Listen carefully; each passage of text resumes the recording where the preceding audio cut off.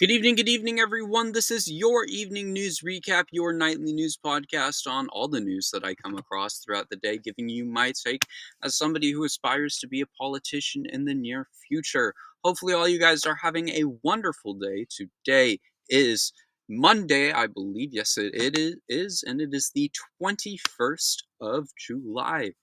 July is almost over, which is crazy to say, but it's almost August. Crazy how time flies, truly. Well, hopefully, all you guys are having a wonderful day. The week is here. The weekend is over. Hopefully, whatever you guys are doing this week, you guys enjoy, whether that be work, sitting around at home, doing some schoolwork, whatever it is. Hopefully, you guys all enjoy it. But with that being said, let's get right into the news from today. Moving into the Trump administration segment today, the first topic we have is Trump posted AI pictures of Obama in a jumpsuit.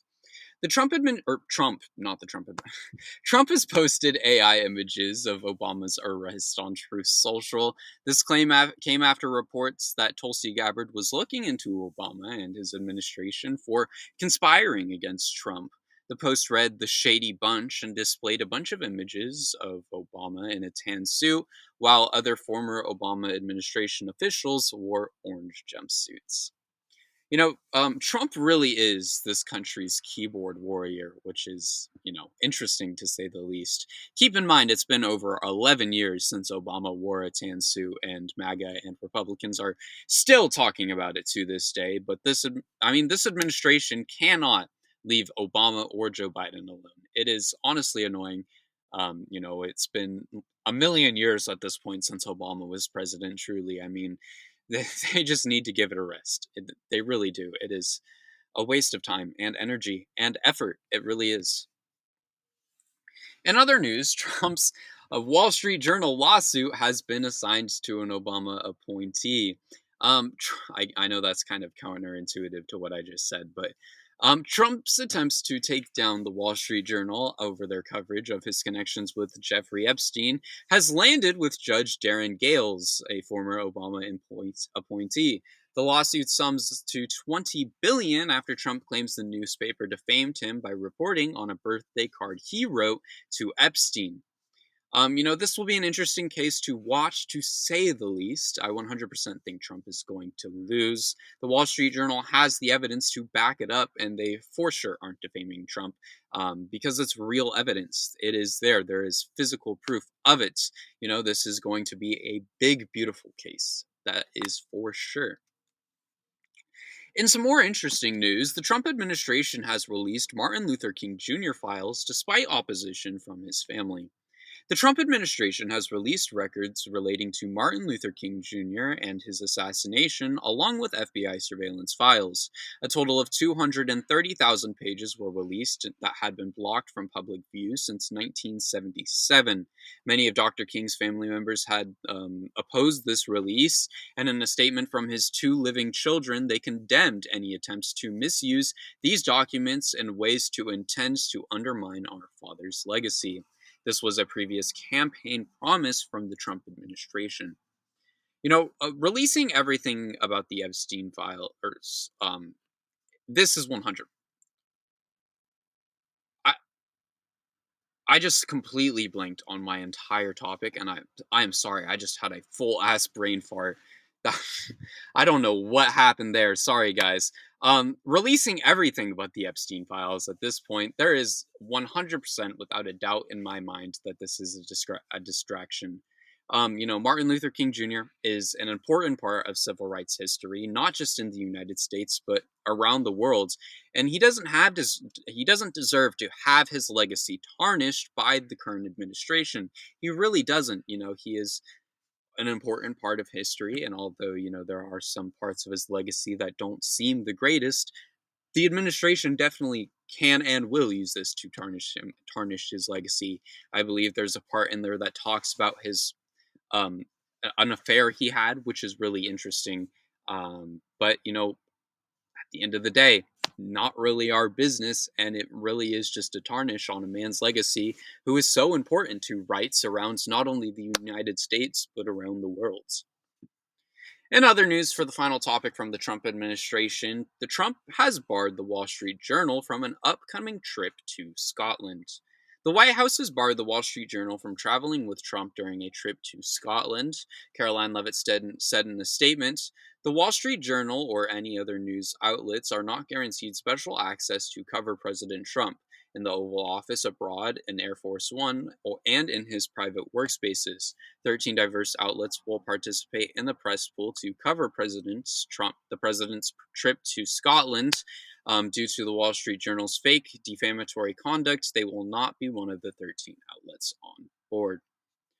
The Wall Street Journal is going to get the Associated Press treatment. As unfortunate as that is, it's bound to be the case. But, I don't think that will stop them because they haven't stopped reporting on the connections between Trump and Epstein. And it's not just them either. The reports between their connections have exploded, which is a great thing because it gets people talking about them, which should be the case. Trump should not be allowed to get away with his connection with Epstein, with all of the things that are happening in the White House. Truly, he is destroying the country. He needs to get in trouble for something at the very least.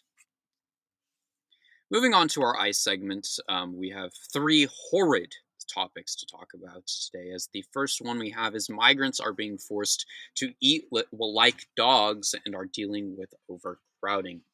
Migrants in Miami ICE facilities were shackled with their hands tied to their backs and made to kneel and eat from styrofoam plates like dogs, according to a news report. Dozens of men had been packed into holding cells and were denied food until 7 p.m. and told to eat like dogs with chairs in front of them. This is a rapidly growing issue in detainment centers across the state. Even female detainees have to use the bathroom in full view of men. Facilities are growing more overcrowded day by day, and conditions are getting worse without it looking better anytime soon. These facilities need to be shut down ASAP, and the people inside of them need to be freed. These places are committing human rights violations left and right, and those violations will harm and plague our country for years to come. We are already having people die in these facilities. ICE needs to stop sending people to countries and lying about them to their families. And even the conditions in these facilities need to be solved, or they need to be ended flat outright. I mean, it is truly a problem day after day that needs to be solved. Fuck ICE, truly. In other news, migrants are being punished by ICE and forced to sit in the hot sun swarmed by mosquitoes. A crazy report from the Miami Herald has given us stories on multiple within the Alligator Alcatraz facility, one of them being Jordan Castillo, who lived in Miami for more than 20 years before he was sent to the facility. He was a small business owner in his community running Jordan Paint and gave jobs to many throughout the community. He did have legal problems with drug possession in 2019, but all charges were dropped. He arrived at Alligator Alcatraz on July 3rd. 6 days later, he would be punished for attempting a hunger strike. He was according to him, he was swarmed by mosquitoes and pleaded with the guards to go inside, but was left out there for 3 hours. According to Castillo, detainees are reportedly fighting over food, and even cases of COVID-19 are spreading like wildfire throughout the facility. Yet again, we are hearing about horrid conditions in these facilities, and this isn't even the only profile. I highly recommend you guys read the report from the Miami Herald, because there is so many wild stories that should be covered every day. These reports get more and more clear that there are human rights violations in these facilities, and something needs to be done. These people need to be freed. We are all human at the end of the day, and there is no reason to treat any human like ICE does. It is justice for all, not justice for MAGA, and the fact that it is continuing to be this way is absolutely fucking disgusting. In other news, ICE wants to flood New York City with ICE officers. The Department of Homeland Security plans to flood the zone with ICE officers in New York City after the City Council blocked federal law enforcement from opening up an office in city jails. Border Czar Tom Homan and Department of Homeland Security Secretary Kristi Noem delivered a message at the World Trade Center. Homan said at the meeting, "You don't want to let us in the jails to arrest bad guys in the safety and security of a jail. You want to release him into the street, which makes it unsafe for the alien, because anything can happen in an on street arrest. So, what are we going to do? We're going to put more agents in the city of New York to look for that bad guy. So sanctuary cities get exactly what they don't want: more agents in the community. This is highly illegal, and just like they did in LA, it goes against the 10th Amendment. Just watch. First it'll be the agents, then it'll be the protests, then it's LA Part 2 all over again.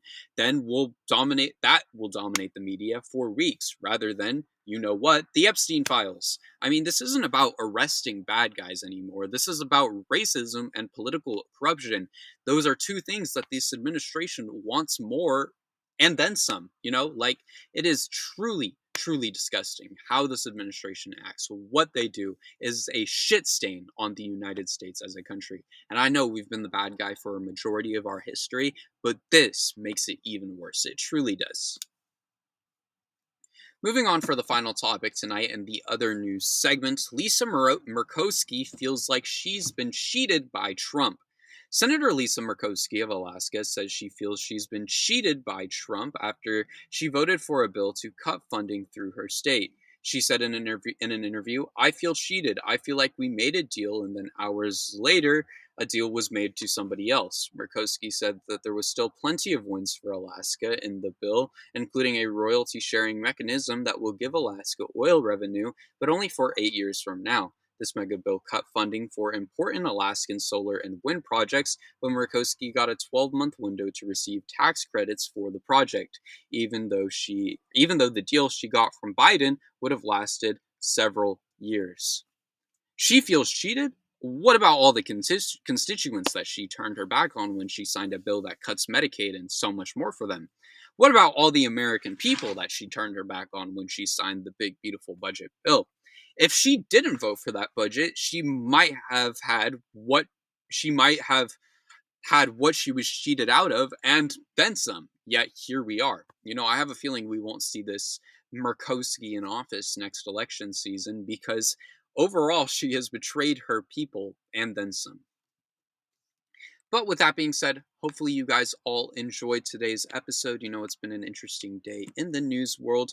Thank you all so much for watching. If you're on YouTube, please consider subscribing, dropping a like, and dropping a comment down below. Let me know your thoughts on all the news throughout the day. We're on our way to 500 subscribers, so let's try to get there.